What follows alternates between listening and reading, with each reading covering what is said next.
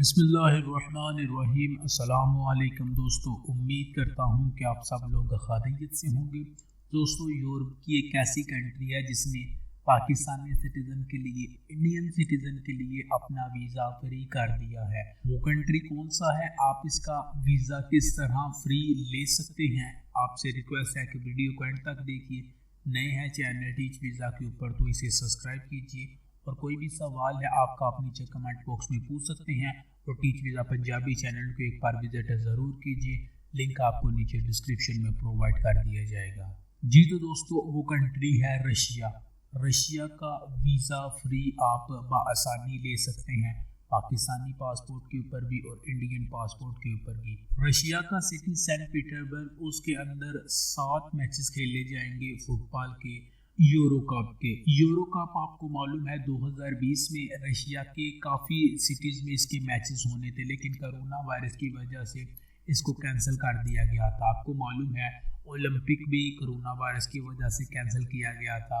उसके बाद जो वर्ल्ड कप था आई थिंक क्रिकेट का, उसे भी कैंसिल किया गया था। और भी काफ़ी ज़्यादा जो बड़े बड़े टूर्नामेंट थे कोरोना वायरस की वजह से कैंसिल किए गए थे, जिनमें ये यूरो कप भी था। लेकिन अब रशियन गवर्नमेंट की तरफ से अनाउंसमेंट की गई है, अगर कोई भी बंदा ये जो यूरो कप के फुटबॉल मैचेस होंगे रशिया के सिटी सेंट पीटर्सबर्ग में, तो अगर कोई बंदा देखना चाहता है तो वो विदाउट वीज़ा रशिया आके इन मैचेस को देख सकता है। रिक्वायरमेंट होगी वो होंगी फैन आईडी और किसी भी एक मैच की टिकट आपके पास होनी चाहिए।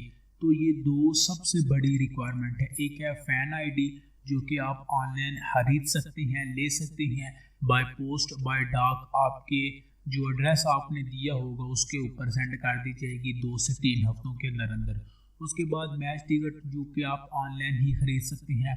मैच टिकट डिफरेंस हैं, काफ़ी बड़े बड़े कंट्री के मैच हैं, छोटे छोटे कंट्री के भी मैच है।